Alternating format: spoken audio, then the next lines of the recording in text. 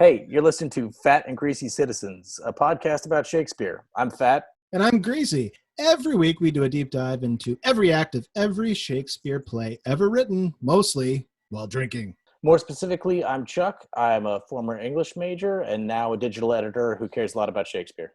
And I'm Gabe. Let's do it! Hail and well met, mine knuckleheads. It is us, Lean Quizabeth the Thirst Trap, welcoming you to Fat and Greasy Citizens. In this episode, the third act of The Merchant of Venice, in which Shylock reels from his daughter's betrayal whilst learning that Antonio's ships are in deep trouble, and he may be able to collect his pound of flesh after all.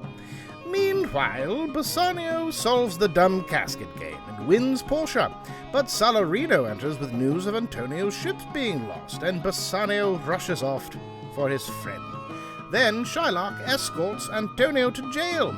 Then, the act is 5 scenes long, Portia is moved to aid Antonio because he's Bassanio's friend, which seems like a reversal of bros before hoes. Hoes in support of bros? She and her maid-in-waiting Nerissa will of course cross-dress and secretly look in on the men. Why? Because Shakespeare! The whole act ends in a very unpleasant scene chock full of questionable material. Because Shakespeare! Ah! Enjoy. Let's see if I can open up my doc and find all my notes gone. Something has to go wrong here. No, it's really Google got rid of your notes. Your notes were canceled. notes were full of anti-Semitism. Yeah, but there was a reason for that. No, it's canceled. It'd be great if Google Docs just started being like, wow, this is really fucked up stuff. No, I know. Geez, you should not have this on your drive. I didn't write it. Shakespeare wrote it. Sure, he did. Uh-huh. I actually have a theory about Shakespeare now. I was actually telling my significant other this. I'm assuming we're recording. That's why I didn't use your name. I would assume. No, don't ever use your significant name. It occurred to me, like what if all of these plays that we've read so far that have, all of this, racist and anti-Semitic content, what if it wasn't a reflection of the time, but it was just Shakespeare?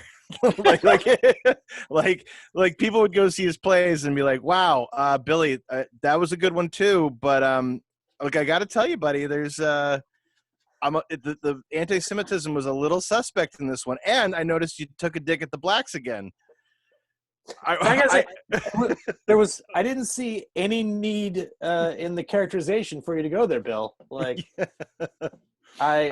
I'm all for characters from all backgrounds, and sometimes you can have an unlikable protagonist. You could have a character who's honestly going to come across as the awful person they are.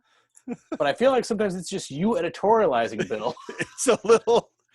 I mean, I got to say, this is fucked up for now. We're in Elizabethan times. Yes, I'm not the only self-aware Elizabethan. We're Elizabethan times, and this is fucked up. I mean, this is inappropriate for us. Just say a line and the crowd goes quiet. Just like, yo, what the fuck, man? I came here for a romance. It said comedy. What the fuck is this? I can't even bring my black girlfriend to these anymore. Boo. This is in poor taste. You're making broad judgments about people. Boo. Why can't you see people as individuals? At the time period.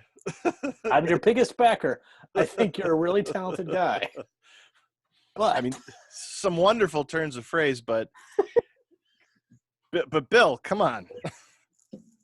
We had a walkout after scene 1. People just throwing their mid-century popcorn up and walking out. This is fucking horrible. I'm not sitting through this.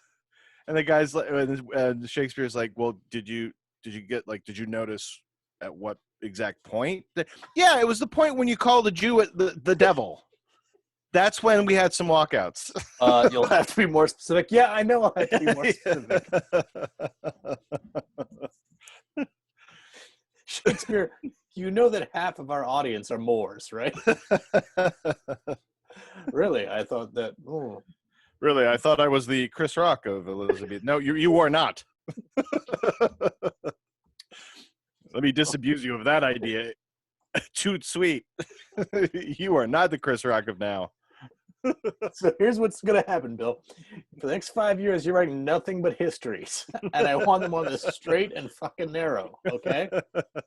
If I see hide or hair of King John going down some racist alleyway for no way, you're done, okay?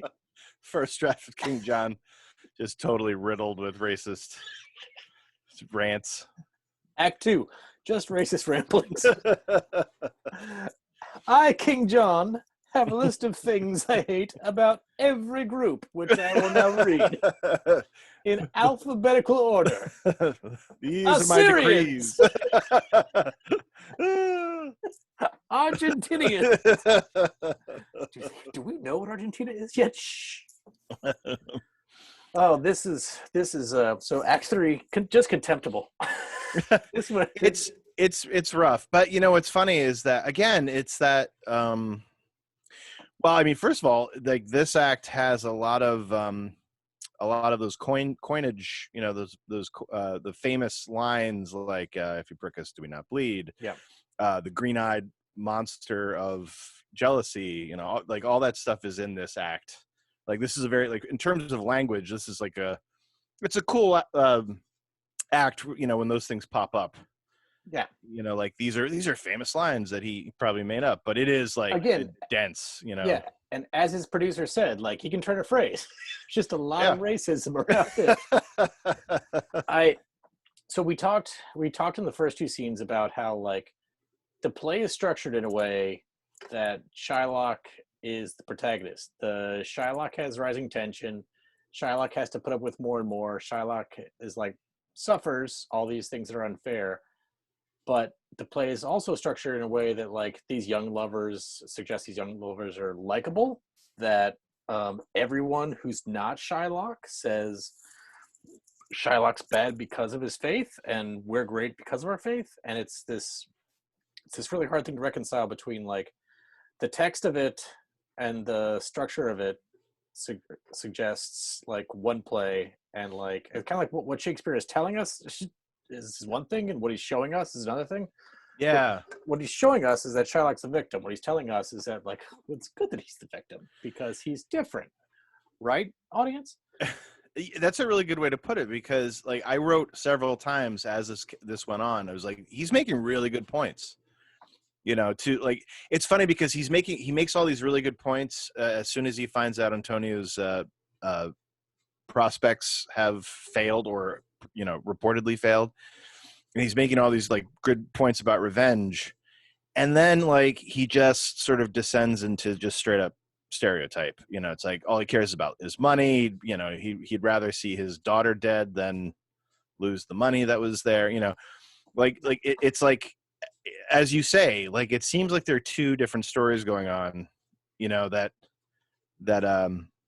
Shylock's kind of not like you kind of root for him at one point, and then he just behaves exactly in the stereotype that the other characters have already put him in. Right. You know, so, when the play starts making him act out stereotypes, that's when you start tilting towards like, okay, this might be irredeemable. Right. And I was like kind of like able to root for Shylock for a bit, and then it gets harder to. And I came up with possibly the dorkiest framing that you could ever come up with in your head, but this is where I kind of landed on, is that like this reminded me of what we went through in reading Taming of the Shrew, where like the text of the play could make sense if you put on a production that like fundamentally undermined the text of the play. right. That like what like if Kate was kind of aware of the like a modern context. Yeah.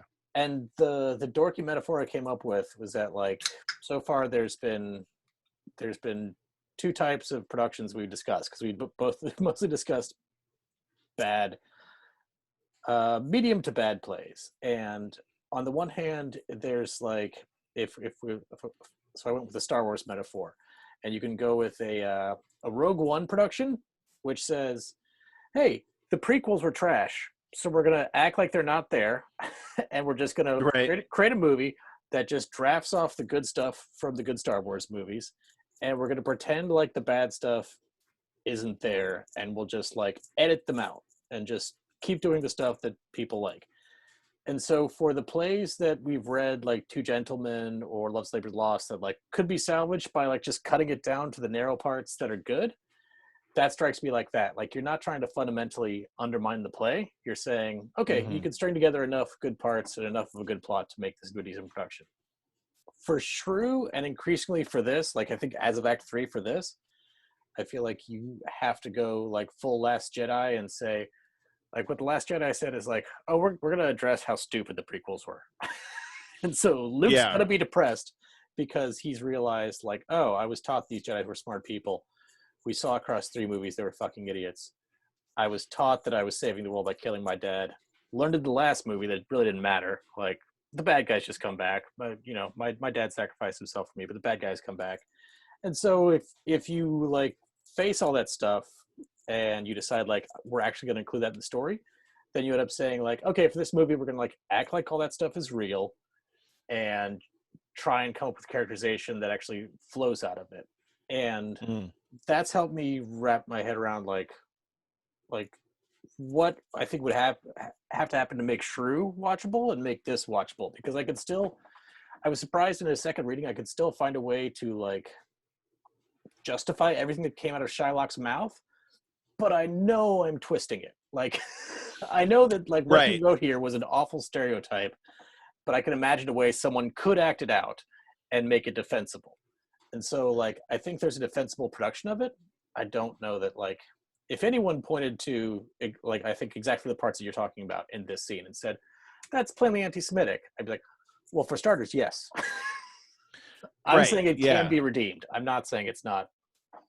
I'm not giving Shakespeare credit for doing this on purpose or anything else, but I think it could be redeemed with the right production. I wouldn't mind seeing. I know that Pacino played Shylock in that one production, and I've always wanted to see it. I think that's the movie version as well. I think it's Pacino. It is. I googled to watch it. Have you seen it? No. Well, there was some scene that I was just. There are parts of this act that were just killing me, so I googled one scene just to watch it, and oh no, I remember. Was it the last one? Because Jesus Christ. It was not the last one. Jesus Christ is the right term for the last one. It was the My Daughter's My Ducats one, and I was really disappointed because in the movie version they show the people talking about My Daughter's My Ducats, but on screen they show Pacino walking around mumbling to himself. So in the production they're not saying they're unreliable narrators. They're saying, oh no, we're saying what happened. He's wandering around saying this shit. And I was like, oh, interesting. Because you and I both went right away like, these are unreliable narrators. They're anti-Semitic stuff. No, I don't like that. No. What made me look it up was that, and I'm sorry, this is again way too far down the fucking rabbit hole, but there's an SNL skit about if Pacino and other people who were on Broadway at that time did Charlie Brown as a musical. It's called You're a Rat Bastard, Charlie Brown. And at one point, Charlie Brown, played by Pacino, is talking to his mom, who is a trumpet noise. He's just going, "Oh, Mom, it's like a knife in my heart." And there was a line here, and I was like, "Oh, that's what they were doing. They were doing Shylock," because there's a line where he's like, "Oh, the words are like a knife in me." I think was it Alec Baldwin as Pacino? Or is this Antonio? No, as in. No, it was Bill Hader. Bill Hader. Okay, it wasn't that long ago. Wow, they are doing Shylock. It's again, that goes. I mean, this act in particular has got like some of the heavy hitting. Like, you still hear people say, "If you prick us, do we not bleed?" Like this resonates throughout time. No, and I agree with what you said, in that like whenever Shylock is slapping people down, they're like trying to tell him to back off. Like, I love it because he's plainly logical. He's just like, nope, your words. You said I'm a dog. turns out I have fangs. No, and I thanks. Yeah, and he does that with like at the end of the if you prick us, do we not bleed? And where it's like, hey, Christians seek revenge on people all the time. I learned it from you, right? I learned it from you guys, so I'm gonna do it too. I'm gonna be vengeful and get what's mine. Get what's coming to me. Like he makes really great points, and anyway, so like before. he's better at talking than anyone else 100%. in the play, and everyone else in the play in proper Shakespeare fashion likes to pat themselves in the back for being great at talking, and he just cuts through the bullshit and he's like, nope. He's like a lawyer. He's like, no, see, you said A and you said B was directed towards me, therefore I'm doing A, so, and now I'm leaving, fuck off. Like, yeah. And it's funny, you talked about structure early on, and it's like, because like you say, okay, is Shylock the protagonist? Are we I think at the time anyway, it would have been argued that he's the antagonist, but and the anti something else. Yeah, exactly. And then the question is, well, who is the protagonist? Is it Antonio? If it is Antonio, then of the plays I can think of, the stories I can think of, this protagonist spends the least amount of time visible on stage. Yeah, like he's always kind of somewhere else, and the people are talking about him. Like even the beginning of this act, where those Solanio and Solarino, the fucking Pep boys come in and are talking, and like they cannot blow Antonio enough. Like he's not even there, and they're just he's such a good guy. I think it's at the beginning. They're like, I wish you could come up with a word that would describe how great he is. Like, and I'm sorry, like I can't get all choked up about a guy losing his business interests. Like I like that doesn't make me sad for a guy. Well, like, you know what I mean? And they do it with really shitty slut shaming language. So like the rumor is that everything's sunk, and Solanio says, "Oh, I wish the person where you got that report was as lying a gossip as as ever napped Ginger or made her neighbors believe she wept for the death of a third husband." It's just like, okay, all right, you guys are all worked up because some guy lost some money, and in order to say, like, I hope it's not true, you're going to use imagery about, I hope that rumor is as false as a woman whose husband dies. Like, you guys suck. Like they should be sitting in the fraternity on a worn leather chair, just like, dude. It's again. Well, it's like what you said when we talked about the first act. That kind of like yacht club, white yacht club fraternity thing is exactly what it is. Like, it's like I honestly don't see any redeeming qualities in Antonio. He seems like a fucking idiot who puts all his money in these risky ventures, and on top of that, underwrites a loan to this other idiot when he himself, when he himself he's not liquid. He seems like a dope, which Shylock points out. Yeah, Shylock's like, as soon as he finds out about Antonio, he's like good, but he's like, that fucking asshole. He comes around here telling me, calling me. Greedy and all that stuff. For like, he's a fucking idiot.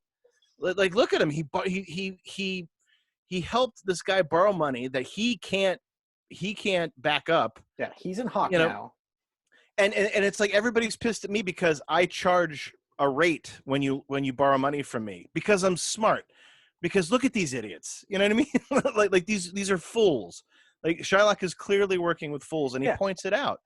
Like Solarino and Solanio, like I don't get it. I don't get the allure of Antonio. I really don't. So this whole act, Antonio's on stage for like 20 lines, but the whole act is people just blowing sunshine up his ass with a cannon. Like it's incredible, and they segue right from that in scene 1 to like Shylock walks nearby, and they're just to use your phrase, blowing Antonio, and they're just like, oh, and here comes a devil, the Jew. Yeah, again with again by virtue of his being a Jew. Yeah, he's a devil. And then he comes not here comes that jerk, that devil. No, right. it's- The literal devil is walking through, and then Shylock proceeds to say exactly what we mentioned before, which is like, because they're like, you're not really going to take a pound of flesh from Antonio, right? And he's going to go, hell yeah, I am. yeah, He says, hell yeah, I mean, like you Christians, are vengeful toward me all the time, so I'm going to give it back. Fuck yeah, I'm taking a pound of flesh. I'm certainly not going to back down from you pricks. Like, no, not like these. They're idiots. They really are. when Shylock walks on screen, they know he's lost his money. They know he's lost his daughter, everything his daughter's stolen from him. And they go, hey, Shylock, how's it going? And then he's like, fuck you. You know how it's going. And then they started in with anti-Semitic stuff. So, like, it's an asshole move to ask, and then it's an asshole move to, like, jump right to, like, feign how you doing into just like, oh, no, you're right. We were fucking with you. Here's some racist imagery for you. That's the fucking with you thing. I wonder, this is my question to you, because Shylock says something like he can't believe his own flesh and blood did this to him. And then Solanio and Salarino come back with the, what, your flesh and blood is your flesh and blood is betraying you, like a literal interpretation of it. And then Shylock comes back with, you know what I mean, my daughter is my flesh and blood. And my question is, are they fucking with him? Is it a new phrase? Like, was that coined in this act? My read of it was that they were like, Jessica is either cool or attractive, so she was never yours. Okay. That, like, okay, Jessica's part of our clique right now, so, like, she's, as far as we're concerned, she's not Jewish anymore, and she never was. And so not only do we like spit on you when we see you, but we are able to, like, delegitimize your claim to your own daughter like that. Like, if she has good qualities, then she cannot be Jewish. Right. She is beautiful. Ergo, like, let me read the line real fast, because let's see. So it's more like your flesh and blood. She wasn't your flesh and blood to begin with, kind of thing. Yeah. Solario says there's more difference between thy flesh and hers than between jet and ivory, more between your bloods than there is between red wine and Rhenish. But tell us, do you hear blah, blah, blah? Yeah, so he's saying, like, how could you guys be the same? I'm not going to try and get inside their head. She's like a Sarah Silverman type, and you are Pacino. You are a fucking cigar smelling. One of our great Italian actors. One of our great Italian Jews. The one part of the scene in particular is, like, when he does say, like, when Shylock does say, hell yeah, I'm going to take my revenge. I can't remember if it's Soliano and they might as be the same guy. But they say, one of them says, like, but why? Like, what do you get out of it? And he just says revenge. He's like, that's all I'm going to get out of it. I know I lost my money. I know I'm just going to get revenge. And the line he has, which I love, it says, if it will feed nothing else, it will feed my revenge. Yeah. Like, it's such a, like, it's like, I don't give a shit. I know I lost all, the stuff of my money and my jewels and my daughter, but he will pay. I'm going to get that pound of flesh. Yeah. And the guy goes, what are you going to do with flesh? And he's like, I'll bait fish with it. Yeah. Just like, I'll feed it to the fucking my fish. Debt. I'll get my fucking debt. It's just a bulleted list of ways that Antonio fucked with him. He says, he disgraced me. He's hindered me $500,000, laughed at my losses, mocked at my gains, scorned my nation, thwarted my bargains, cooled my friends, heated my enemies. And these are all things we've seen Antonio do in Act 1. Like, this isn't like accusations. These are things we know are true. In a relatively short scene, by the way. Yeah. Like, between the two, like, it wasn't like it's pages and pages. Like, within the, like, 2 or 3 pages, he did all of that. Yeah, Antonio's like, first of all, fuck you on this reason, this reason, this reason, this reason, and none of them are personal. None of them are about your behavior. They're just about your ethnic group. And then he says, why? Because I'm a Jew. And then he says all the famous part of it. But it's great that it just rolls out of him, like, outlining everything Antonio's done that's shitty. And you're right. Like, when he says, why? Revenge. The villainy you teach me, I will execute. And it shall go hard, but I will better the instruction. It's just like... Yeah. I love that idea of being so, like... Because, again, and here's the thing, is that then suggests a kind of anti-stereotype because I guess they would expect that he would say money or so, you know what I mean?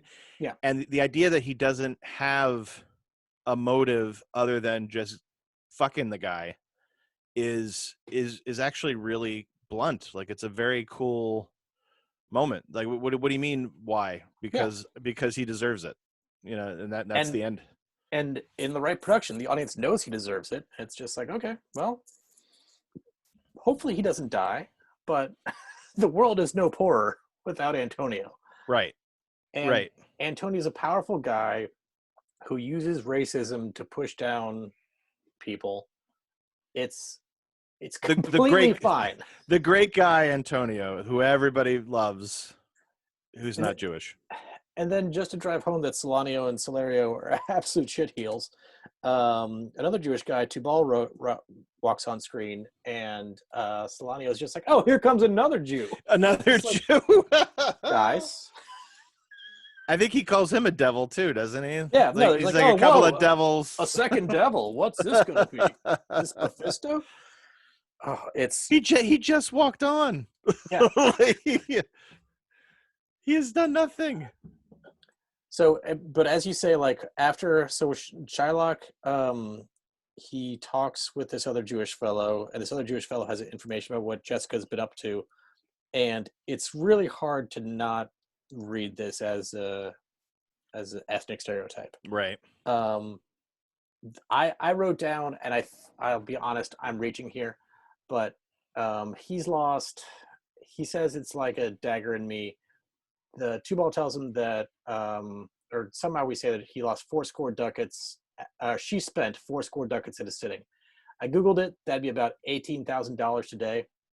If one of my children, as an adult, stole my money, went to Vegas or somewhere else expensive, spent $18,000 at a sitting, I would not murder them.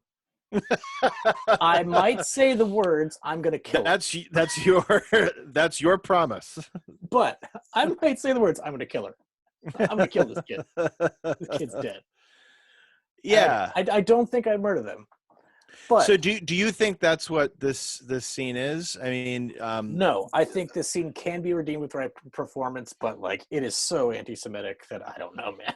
To have him. So the one thing that's interestingly consistent throughout this act is that everyone equates physical possessions to love and life. Mm-hmm. Like Shylock good point. Yeah, in a repulsive way here. I'd rather, I wish she was dead at my feet so I could take the money off her body. And that's the most. She was wearing the jewels, and I could take them off her. That's the most repulsive way to say it. A parent saying that about her kid, but that's a metaphor that runs through this act. So I don't know. I can't imagine putting on a performance of this that didn't completely undermine this paragraph, because this paragraph, I think it's the worst part of this act, where it just feels like for one paragraph he just slips into like a god-awful stereotype, and I feel like he's redeemable the rest of it. So yeah, the duck, would she were hearsed at my feet and the ducats in her coffin. No, thank you. It's hard because again, he just made all these great points. Yeah. And you know what I mean? And it's like, and then he just sort of, I don't know, but that's the thing, is that the circumstance is such, you could easily play it like you just said, from like, oh man, I'm going to fucking kill her. You know, that kind of thing. You could play it like that. You really could. And I think you could get away with it. It's just, I don't know. There's so many lines about the money. Like if you felt like so many lines about it. Yeah. If you'd have to edit out some, but if you feel like him and Tubal knew each other and like had the kind of friendship where you can say that, like, you can't go to work and say, I'm going to kill my kid. Someone's going to call the police. But if you're with your friend and you're talking about like what's tough about parenthood, you're like, I just want to kill that kid. And like in certain contexts, your friend might not call the police. It's all in the way you say it, folks. And the thing is, after that terrible paragraph, so Antonio gets protected from all of his bad deeds. Everyone shoots Sunshine up his ass, and everyone's afraid to tell even each other the bad things that have happened to Antonio. They're like, oh, don't even say it. Oh, I don't. Oh, let's not even talk about it. Shylock, Which is a very waspy thing to do. Oh, don't even right. talk about it. Don't. Oh, it's did you so hear what bad. happened to Jerry? Well, you don't want to know. You don't want to know? I'm not even going to say it. Shylock has these god awful receipts read to him, where the guy's like, "Yeah, she spent $14,000 at a table. She took the ring that your dead wife had. She sold it for a monkey." It's just like there's no need to tell Shylock that. He's going to be heartbroken enough that his dead wife's ring is gone, but you don't need to say it was for a monkey. There, and then there's the, might this be a comedy? Like, it really is like, because later, doesn't Shylock come back with like, I wouldn't have sold it for 1,000 monkeys or something like that, or so like, so he has a line like that a little later on, like, like that an army of monkeys. Yeah, it's like that ring wasn't worth a monkey. That's a 10 monkey ring, my friend. That's at least a legion of monkeys. Yeah, you could do it. I don't know. I don't want to. I want to make it very clear. I do not want to do this play. This is like, talk about like having to like walk on eggshells. Like, this is, you'd have to be. And again, I have never seen it. And I'm sure that the Royal Shakespeare Company and whoever is not Pacino, eager. I'm sure that they do it in a way that is like perfect, 100%. Like, oh, that's genius, But I, as somebody who has done plays before, this is a minefield. Like, I don't even know. Endless. It just is hard. Like, this would be hard. Like, how do we make it not totally awful? Like, that's all I'd be asking the whole time. Like, everything we're advocating for, or at least everything I'm advocating for, makes it a play with a moral arc, at least so far. But so far, it's also just a sequence of terrible things happening to a good man, which is not necessarily a great night out. Right. Like, right. You want to, if you go to see a play about someone who deals with bigotry throughout the play, you don't want the end to be, and bigotry wins, which is how Shrew and this one end. So the best comedies always end with the most depressing things. All right, I got nothing else from scene one. You got anything else from scene one? Nope. That's Scene about two. As much as I can take from that.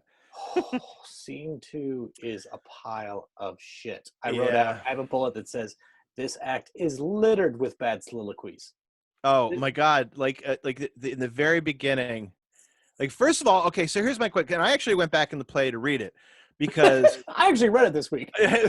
No, because when Portia starts talking to Bassanio in the beginning there, it seems like they've never met before. And then I was like, well, hold up. They met because what's her name? Nessia or Nerissa mentions him in the first act. So I was like, I know that they talked about him, and I went back to, and sure enough, yeah, they had a conversation where the handmaid is like, well, yeah, all those guys sucked, but who you liked was that Bassanio. Remember meeting him? Yeah. And Portia's like, yeah. And at the beginning of the scene, it's like they never fucking met before. Like, she's like, oh, your eyes and blah, blah, blah. Well, wait a second. You met this guy before, right? You remember what he looked like? What was it, 25 years ago? You know what he looks like. I read this as like just god awful Romeo and Juliet type stuff, where they're trying to get to like metaphors for how each other looks or how they feel about each other, and they're all A, terrible, B, many of them, again, like the metaphor is like, oh, you know how I feel about you?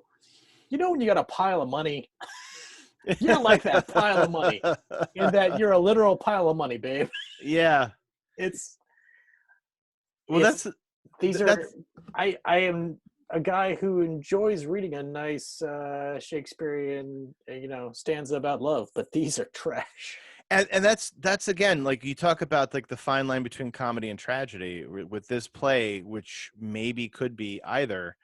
And like, to me, this was hilarious. This act was hilarious because Portia's like, oh, you know, she comes on first of all like, don't choose the box yet, because then if you choose wrong, you have to go home and I'll never see you again, and blah blah blah. And then he goes to choose the box, and she keeps fucking talking the whole time.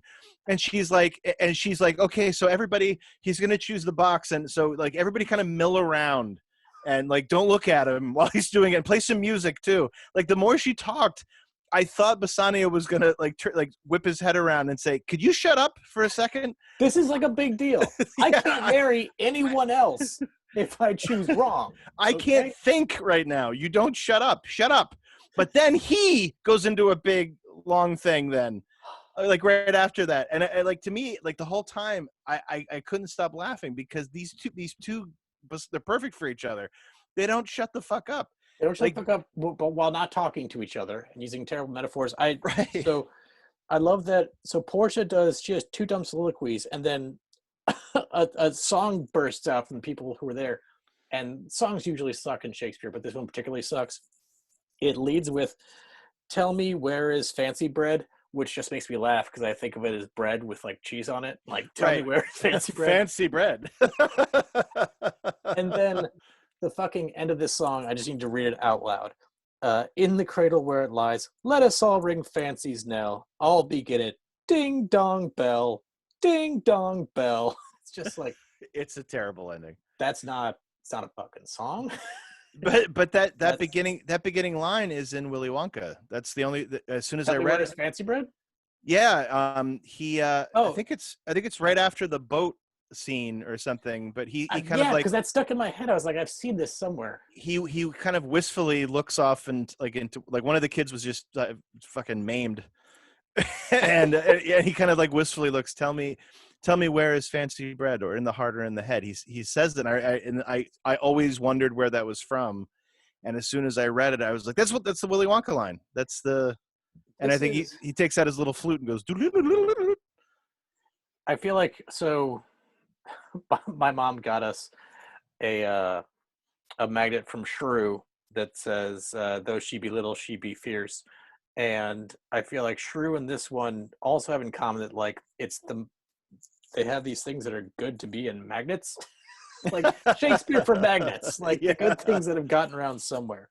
Like that. I read this twice and I still miss the green jealousy thing. I don't know. It's weird how many things in here are quotable, given how much it outside of Shylock, it never lands with characterization. Like this was brutal to read. There were multiple times I would like look up from the page and just be like, I'm not taking in any information because this is so bad.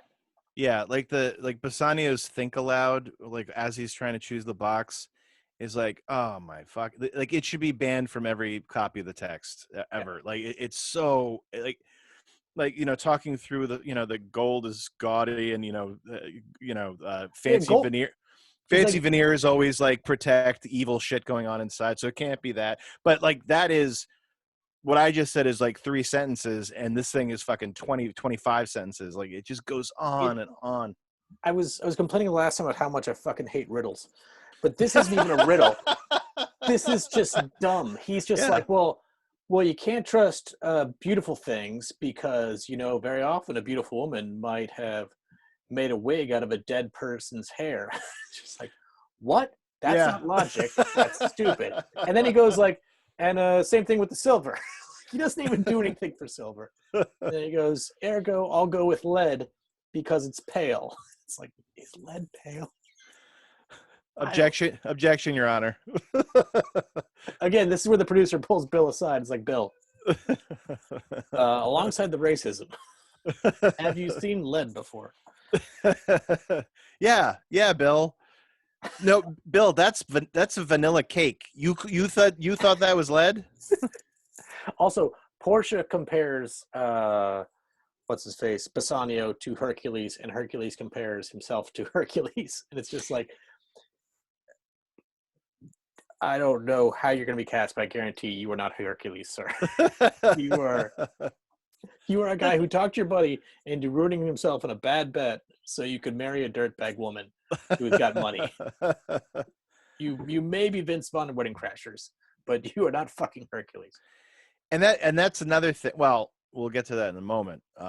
but just one thing, like when Bassanio ultimately selects the correct box, the lead box, he takes out the portrait of Portia that's in there, so he obviously won. And he's talking about whether the eyes of the portrait are moving, and he's talking about his own, or is it his own eyes? But the way it's worded is he says, riding on the balls of mine, and meaning his eyes, but I couldn't stop laughing because all I could think of is riding on my balls. He literally says, he pulls out a portrait, and the effect of what he says is, this portrait is so lifelike, it's like Portia's riding my balls right now. He means his eyeballs, but it just doesn't sound It's like like, first of all, what's going on in that portrait? Where it it's already like she's feels riding my balls. already riding your balls. Oh God, it's terrible. It's fucking atrocious. Also atrocious is he reads the note inside it, and the note's like, well, you guessed right. First of all, since you looked in here, I don't know why her dad talks like this, but since you looked in here, that means that you don't care what things look like, so you got even odds. Exactly. So it's not even like there was a riddle to figure out. It's just like, well, there's even odds since you don't care what things look like. Second of all, you won. Kiss my daughter. Yeah. Like, her dad's a creep from beyond the grave. yeah. Yeah, kiss my daughter now. You win. It's minorly redeemed because I think for a second Bassanio's like, you okay with that? He's like, by your leave or something. Before he kisses her, he says something. He's like, with your permission or something. He isn't just like, well, it's in the note, babe. So here comes the tongue train. Why don't you, if you're Bassanio, why don't you just fold up the letter and just make up a bunch of shit that was in the letter? Oh yeah, he told me to totally fucking smack your tits a few times. So like he doesn't. The letter says I marry everyone in your party. That's weird. Yeah, I mean, I'm supposed to marry the whole everybody. That's what it says. Bassanio has the worst metaphor ever. So Bassanio has just married an heiress. And I love that I looked back. Portia is not identified as a princess or anything. She's just an heiress. So again, her identity is defined by having money. There's no nobility in being an heiress or something. She's just someone with a lot of money. And so he's just become betrothed to someone or one love of someone who's full of money. And so now he's got power. And he's like, I feel so great. Like, you know, when like someone important's talking like a prince and everyone likes what he's saying, right? That's how I feel. And it's like, yeah, you're rich now, so you feel like a rich guy. And he says again later, he's like, yeah, it's just like, you know, when someone really brilliant is talking and everyone's nodding, that's how I feel like I'm talking. Yeah. It's not a metaphor, dude. And again, it doesn't like all these people who are supposed to be the good guys, like they don't come off well. And I don't know how you do this play without making people like Bassanio and Antonio look like fucking creeps. Like they're just like, I don't understand how you do it. Like the best Act 5 is the beginning of the Saw films where they all have to cut things off themselves. It's just everybody Shylock. loses a pound. It's just Shylock with the voice just being like, you're fucking assholes. You cut yourself up, you can leave. We'll play a game. That's exactly it. That's the only way this could end well from our point of view. So just to run down like all the things that like relate money to love or anything else. So Gratiano describes Portia and Bassanio's love as a bargain. Bassanio and Portia reduce their love to each other to a ring, which they both agree, like, this ring, this is a really nice ring, ergo it embodies Bassanio's love for her. And so if you ever lose the ring, then he must not love you anymore. Right. Which is not how love works, unless you like are in some way like completely equating love with material wealth. Like it's just it just doesn't make any goddamn sense. Yeah, this whole scene is seedy. Like the whole thing doesn't make me feel. And then again, that's the irony, is because like when Jessica is brought in, Bassanio refers to, oh, here comes Lorenzo and his infidel. Yeah. You know, it's like, it's like he's like these people are deplorable human beings. Like they're not great, you know. And they're not great in like a rainbow of ways. Like Graciano and Narissa get together for ways in which they both explain, like, hey, our bosses got married, so we should get married. right. Because that would be clean. So we agreed on that. And Graciano actually says, but we agreed, like, if you picked the wrong casket, we wouldn't do it. So these are not star-crossed lovers who, like, No. are going to make it work. They're like, from an organizational point of view, this would just make sense. So Yeah. I'm your aide-de-camp. She's her aide-de-camp.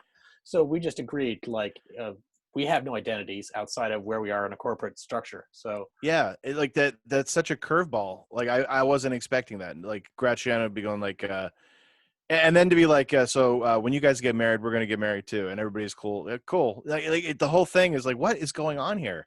and it's also Like, but it's like it's disgustingly convenient for their bosses. oh yeah. Like to just be like, well, if you guys are getting married, then we'll get married, because then like that'll be easy, right? We wouldn't want you guys to. That's like they're all just living in this really gross world where like there's no line between love and capital. Like love is just going to follow wherever capital goes. And when Portia is trying to say like how much she loves Basani, it just keeps coming back to like, what's mine is yours, my identity is yours now. I wish I was worth more, because then I'd be worthy of your love. Yes. Yes. The metaphors are all about, if you could count how much money I have, that would be my love. And so I want to make more money, because then I'd be worthy of you.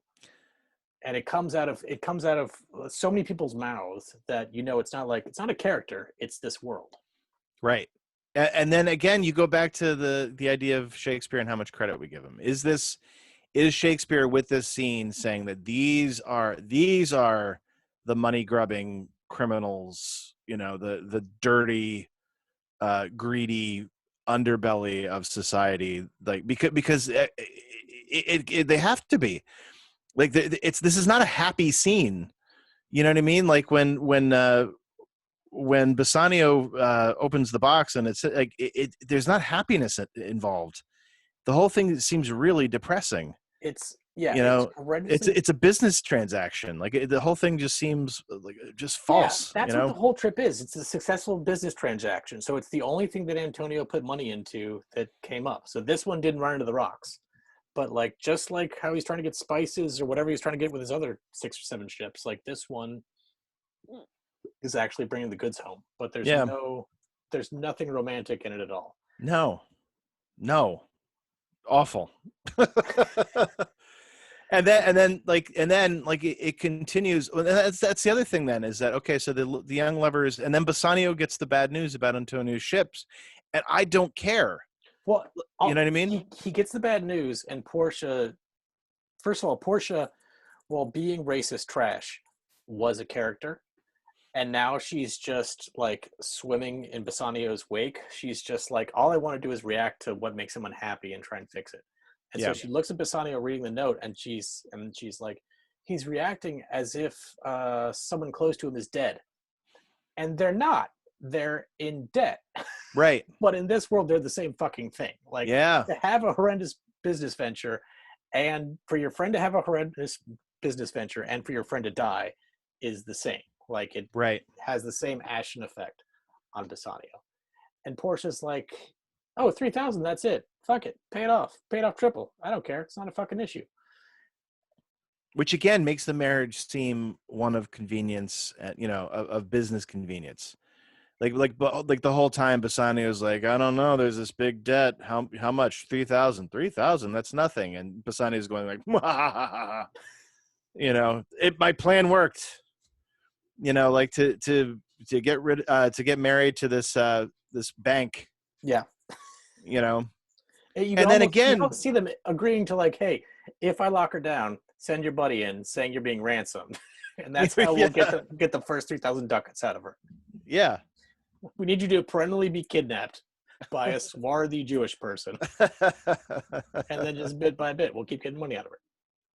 that's the what was the other thing I was gonna say? Oh, the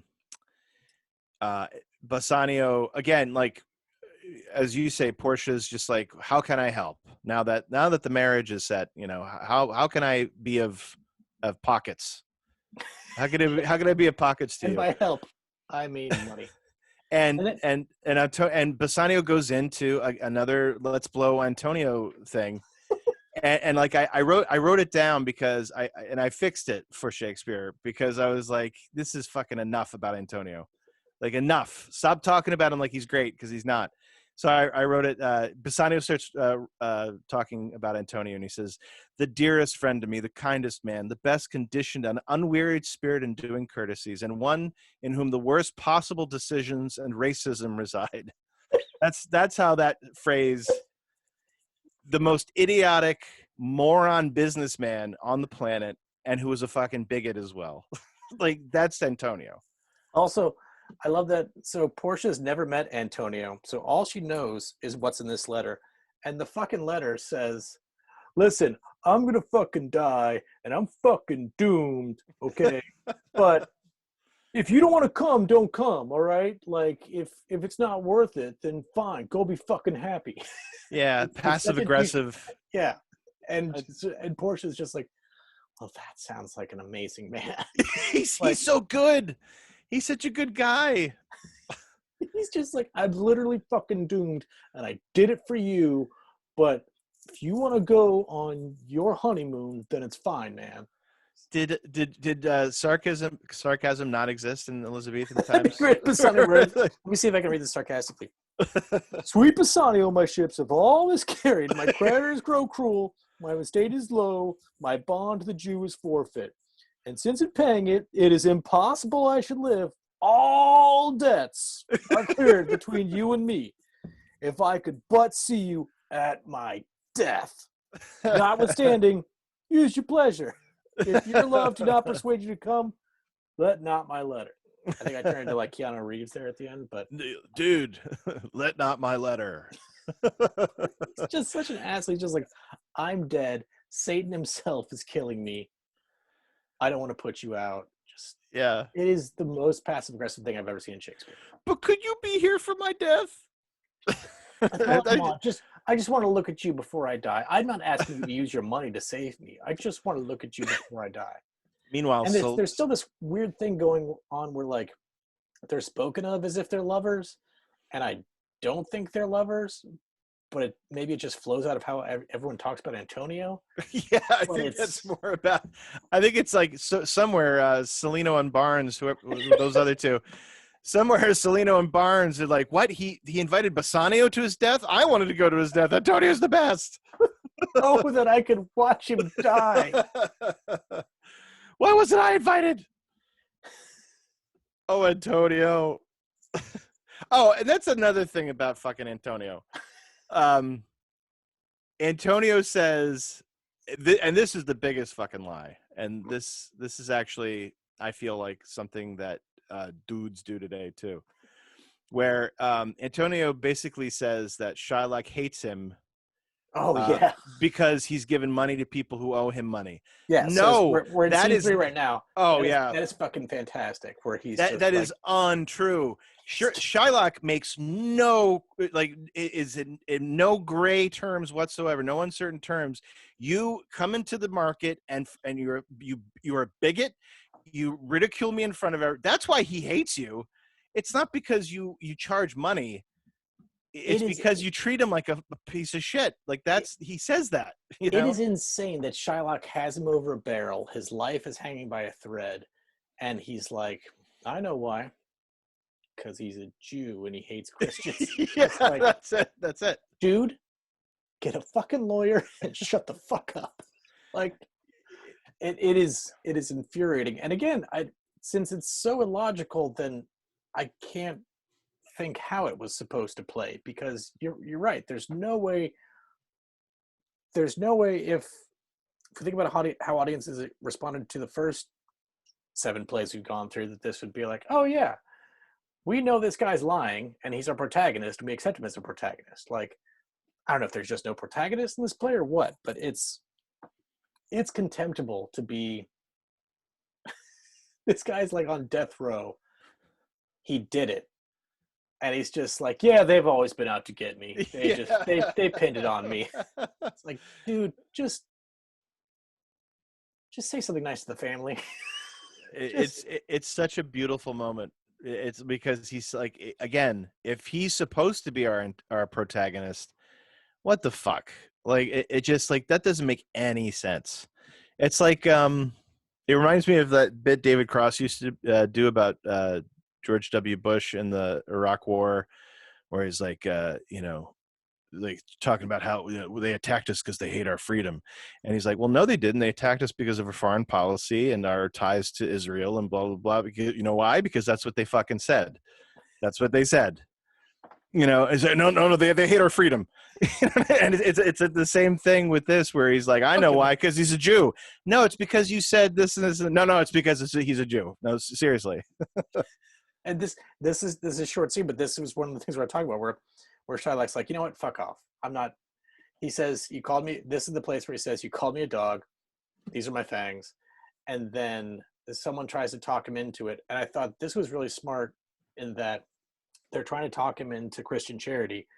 And he's basically saying, A, no, I'm not. But also, like, I'm leaving this conversation. I'm not going to keep debating with you. Right. Because you're all debating in bad faith. And so there's no reason for me to stay here. I'm going to see my bond paid. I'm leaving.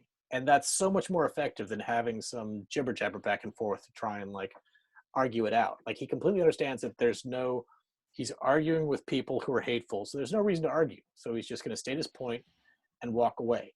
And this is one of the really powerful parts about having a market economy is that like, even if someone's racist, a number is still a number and a dollar amount is still a dollar amount. So people can try and bring all sorts of forces against someone and someone without social capital, but that person can still say, that may all be true. You still owe me 3,000 ducats. I'm walking away. That's it. There's nothing more for us to talk about. We don't need to talk philosophy. You can make all the accusations you want. Pay your debt. That's another reason why Shylock is the hero, because he knows when to shut up.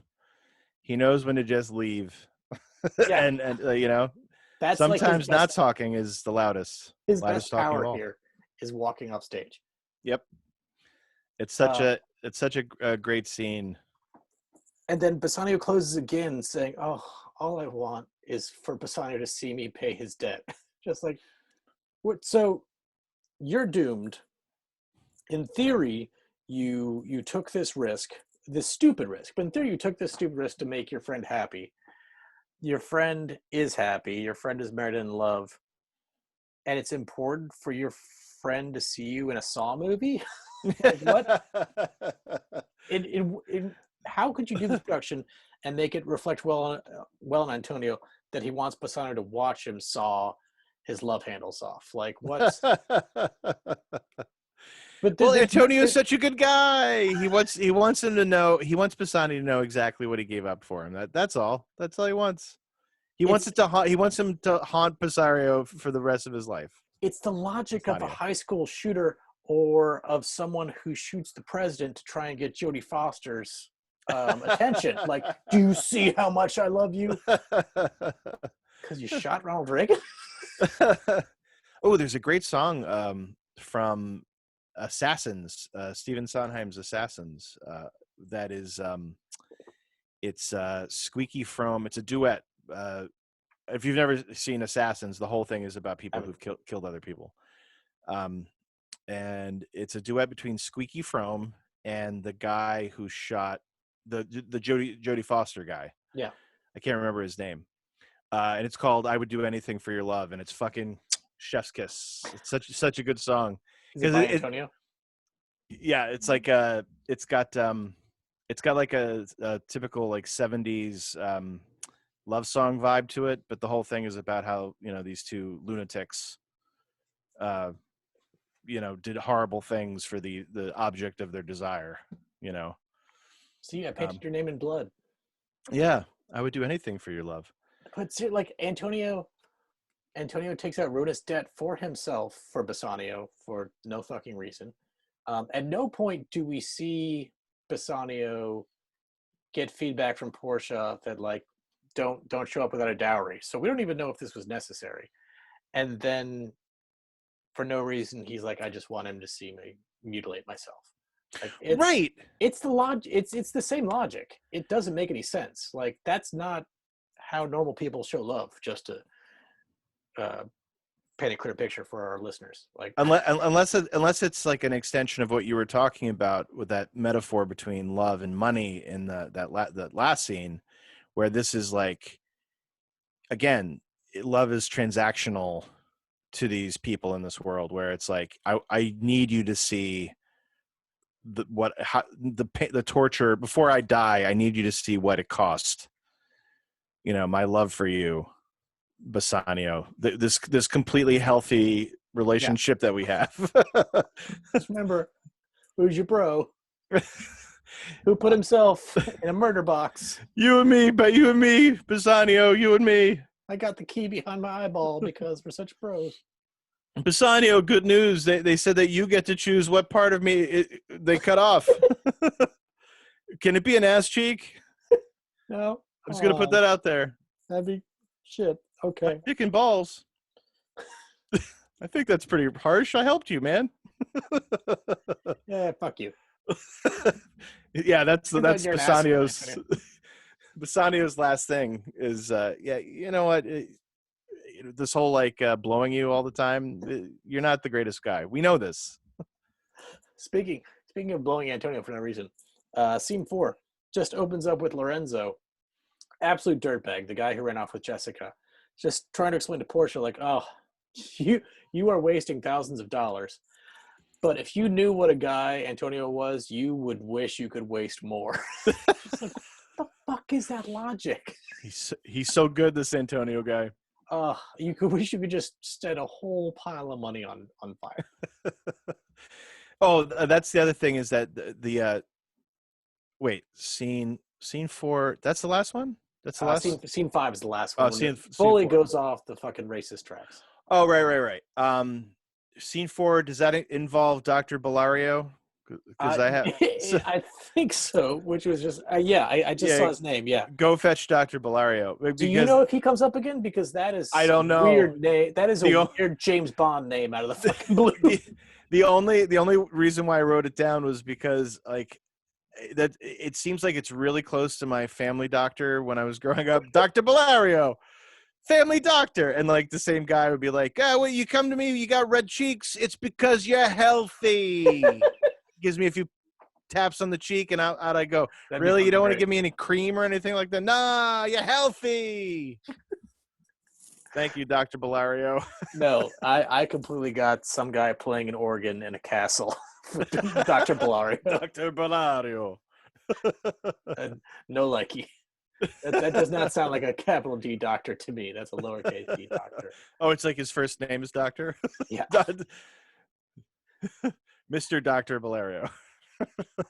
So this scene sucks, but this scene to me is a bunch of rich assholes who don't need money telling each other how great they are to be passing money back and forth. Like, I've got $1 billion, you got $1 billion.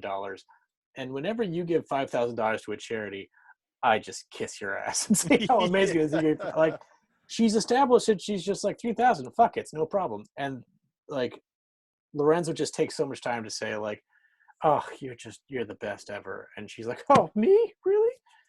It's terrible. We get a useless plot about how Narissa and Portia are going to dress like men, which takes way too long. So dumb. Which again, pulls in Dr. Bellario. She's like, Dr. Bellario. Only Dr. Bellario could have men's clothes. Portia, what happened to you? You used to be a nice teenage girl. What happened to you? Now you a boy? Narissa was cast as intelligent in the first 2 acts. And she's like, we'll go there and they'll think we're men. She'll be like, are we going to turn into men? Boy, were we wrong about Narissa. Yeah. But you know what's funny about Portia's like undercover teenage boy thing is it's hilarious. she's like, I'm gonna walk around and lie about lovers I had. And I'm thinking the whole time she's talking, I was like, why don't you just wear a fake mustache and shut up? Why would you talk? Like, if you're for what reason do you need to gender bend to disguise yourself? Doesn't make Just any sense. be a different woman. Yeah, could you be a peasant girl? Like, Well, why just- would you? Bassanio just referenced how you can get a good wig off a dead girl. Just get a wig. Get a carrot for a nose. It'll be fine. We're gonna turn into men. That's right. We're gonna turn into men. Narissa. That would be well delivered. Like, yes, Narissa. That's right. We're both going to grow penises. That's like in You cracked the code, Narissa. That Dr. Blario has a special pill. That's what the note said. Give me the penis pills. Did you in Ghostbusters 2? There's that in the courtroom scene. There's a scene where Rick Moranis says something to the effect, because he's representing the Ghostbusters, and he says something to the effect of, "Well, I got my law degree at night school," and Dan Aykroyd says, "Well, Lewis, that's okay. We were arrested at night," and it's like that kind of like, we are fucked. And that's like Portia's like, oh, we're going to turn into men? Yes, we're going to turn into men. It's great because it's great. Just like my best play here is to keep their confidence up. So yeah, you nailed it, Marissa. That's it. We're going to be men. We're going to be men. We're all going to get laid. Let's bring it home to the clusterfuck of scene 5. Oh boy, is this awful. Okay, so again, if that producer was giving Shakespeare a note, in your most racist plays, don't have a clown. Just don't have a clown. I could see the way someone could pull this production off. Good point. With a bunch of serious actors doing it. Get rid of the fucking clown. So first of all, we can dispense with our theory that like the clown stopped being a clown when he stopped working for Shylock because he's a clown here again. But then he has this god-awful conversation with Jessica about how she'll always be Jewish, so she'll always be contemned. And then Lorenzo joins the conversation, and they all just one-up each other on how racist they can be.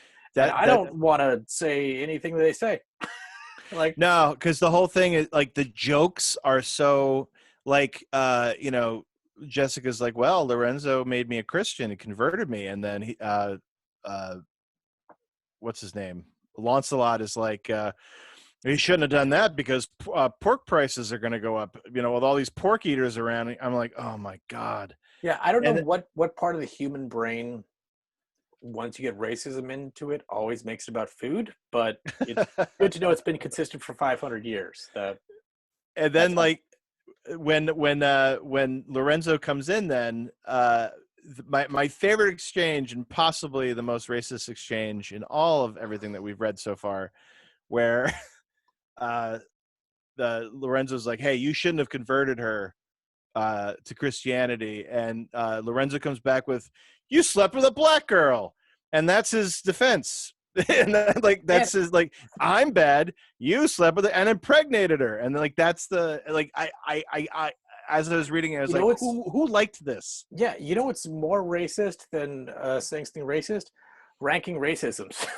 Yeah, and that's you think I'm bad. How could you produce this particular scene and not say that the playwright is playing to the racists in the crowd? I don't know. I can't my imagine. Advice would be to cut it. Yeah, that's fucking cloth. That's what I was thinking. Like, I can't imagine a modern production company would do that scene. Like, I don't see how you would keep it in. I would find a way to get rid of. If I could get rid of Jessica, I would entirely, and Lorenzo, and Lancelot. Lorenzo and Jessica end this scene saying, "Let's go to dinner." Well, Lorenzo's just like, "Well, I'm going to compliment myself some first," and she's like, "I'd love to compliment you too." And he's like, "Well, why don't we do it over dinner?" "Yes, let's go eat dinner and compliment each other." Like, yeah. I hope there's nothing but poison for dinner. I hope it's the red wedding, and you all just get mercilessly killed in front of your families. You're the worst. Jessica, you're terrible. You treated your father like trash. You deserve everything that ever happens to you. Lorenzo, you're worse. And the fact that you two are happy together right now, and like you can see animated doves and hearts between you, makes me want to drive a steamroller across the Globe Theater. You know what this scene reminded me of? Like it's obviously like that kind of that filler. Like we talked about it before, where these like filler scenes while like the main characters are getting their shit together. Yeah. Like it reminded me of it's like an old timey thing to do where like I think Tenacious D would do it in their show on HBO, where like it's the two actors in front of the curtain, kind of like, wow, we really escaped a bunch of stuff back there, huh? You know, come on, you guys. And they do some jokes and you screw with it. Like they're kind of the character, but also the actor at the same time. Like that's what it reminded me of. Like Well, these you three brought people. this up last time that like you're playing for time, and so a la Michael Richards, you're like, Yeah. what's gonna work? Oh, I'm not Let's losing the crowd just- here. Let's just. What if we just scream racist stuff at the crowd? How about and those then- Moors, ladies and gentlemen? How about those Moors? And this is a time before camera phones, so maybe that's stage direction that you get. Who knows? They weirdly reminded me of. Do you remember the two Muppets who always like talk to each other in romantic ways, and then the Muppets always mess up the scene? But they're always like, Yes, here's these yes. two, and then like Gonzo will come and shoot a cannon at them or something. That's what I felt like. But the scene had no fucking Gonzo.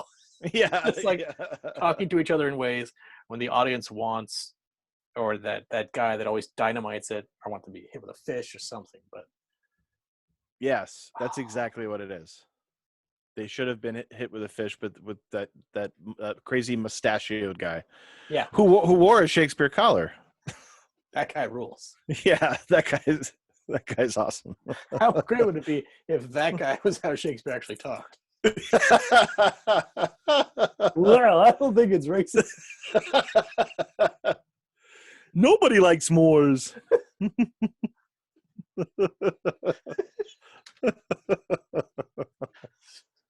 I haven't thought about that guy in a long time. Oh, He's that guy will great. brighten your fucking day. I mean, that is some of the best character design ever. Dressed like Shakespeare, throws a boomerang fish, has that voice. That is chef's kiss for the second time this podcast. I would have hung up my puppeteers Guys, I thingies. peeked. He's dressed like Bill Shakespeare. I have created the perfect character. I shall puppeteer no more. Oh, This was never has anti-Semitism been so hilarious. I think we should keep coming up with this lore about like how Shakespeare get through his career, and there's this just off-screen producer who's like, God damn it, Bill. We almost made it through the whole play that time. What? Okay, it seems like you like this gender bending stuff. Okay, so how about if you just do that from now? Let's steer way clear from race. Actually, I couldn't help myself, but I was like, oh, I'm gonna Google. I think it was what other Shakespeare plays have just tons and tons and tons of Satan imagery. And I was like, oh, Othello, and I was like, cool. Ah, boy. Cool. Every early draft was like that. They were like, hey, I just read Hamlet. Why is Claudius black? Oh, well, because you can't trust black people. Okay, you know what? Let's have a rewrite. I think you maybe rethink Claudius, and then I think this play's pretty good. This might be the classic. Every play just had a comma and an ethnic group that Shakespeare hated after. Hamlet, the dirty Sardinians. What? Let's make it Denmark. Can we make it He Denmark? just has an editor that keeps it on the fucking rails. Or listen, Bill, just listen to me. What if we got rid of the racism and Hamlet just does nothing for 5 acts? No one's done that before. No one's done it where he learns what he needs to do in Act 1. He doesn't fucking do a goddamn thing, including say anything racist for 5 acts. And I know it's going to be hard. I think it'll do gangbusters though. Let's just try it. So you're saying he doesn't say anything racist? Nothing. He says nothing racist. Because like, here's that ethnic group, the devil, is not wordplay. It's not a joke or anything. It's just Oh, it really isn't. It's not even like, at least, so the things that we hated in scene 5 are jokes. They're not jokes worth making. They're terrible, but they are wordplay. They're despicable because of that. But just saying, like, oh, there's that guy. He's a different group, so I'll call him Satan. That's Not a Satan. fucking joke.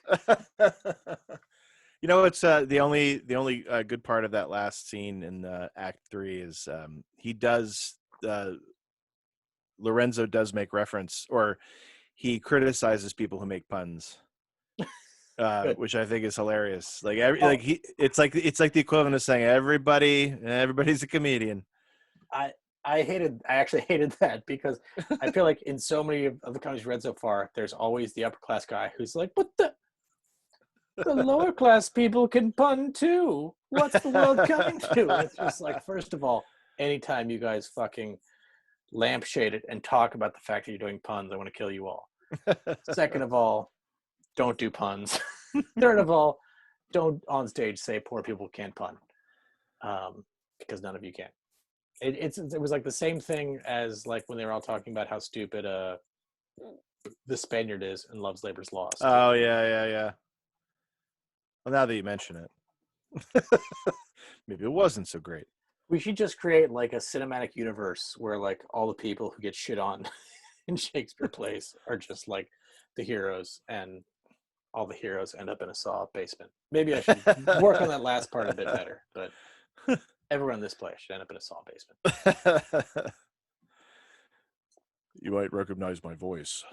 I'm the Satan Jew. Oh, this is because I'm Christian, isn't it? You know what? I'm not even going to debate it. Let's get on. Oh, look who's more repressed than anyone. The rich Christian. The rich Christian who makes no attempt to take care of his money is once again being canceled.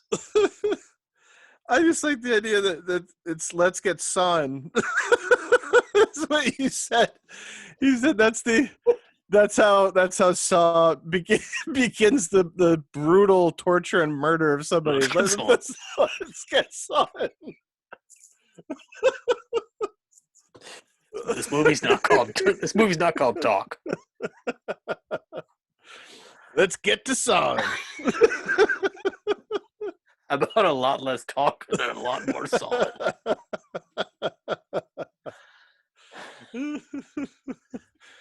Oh, I would watch those movies. That is an Act 5 I can get behind.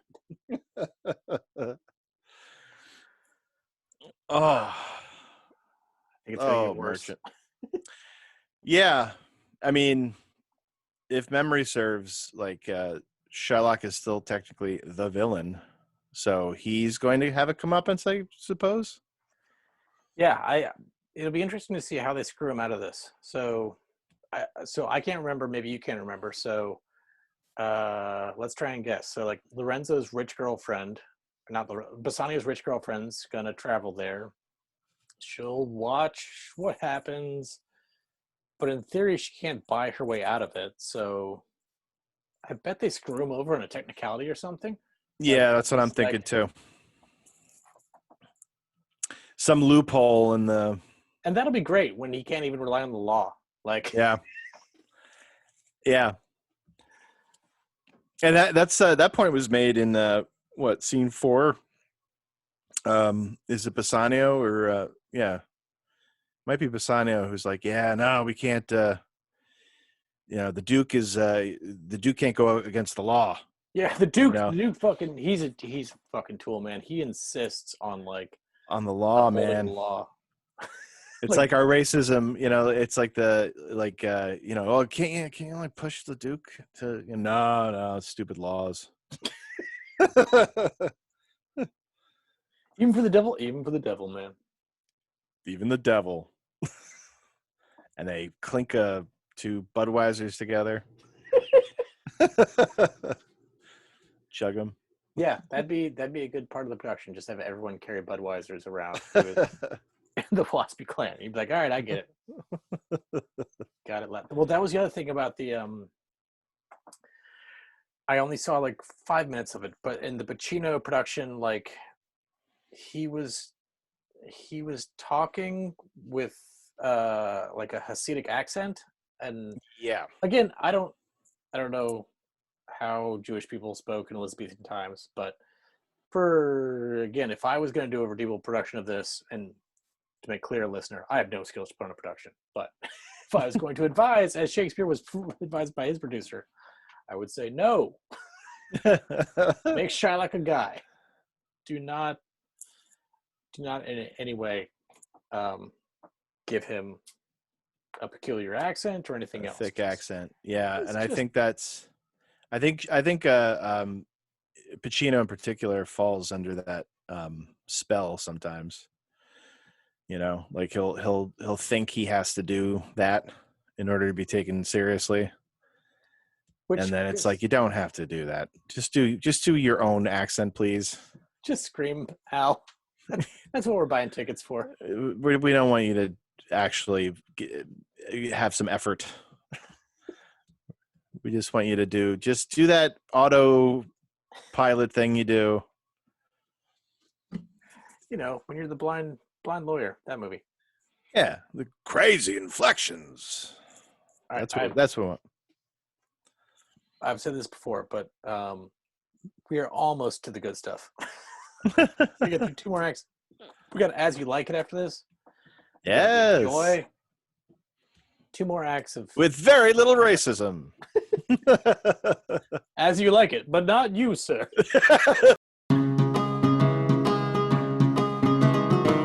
Okay, look, Willie Shakespeare's plays can be a little myopic in their handling of people and religions that are different from the England we both enjoy. Well, we always told Mr. Shakespeare, write down what you know, and we're happy to report that there is no evidence to suggest Shakespeare ever left England. So all this great religious and ethnic insight was coming right from the dome, baby! Fat and Greasy Citizens is presented by the players Chuck and Gabe. Theme music, A Robust Crew by Darren Curtis. Next week, the acts 4 and 5 of The Merchant of Venice. And for me, The Sturgeon of Menace. What does that mean? Bye.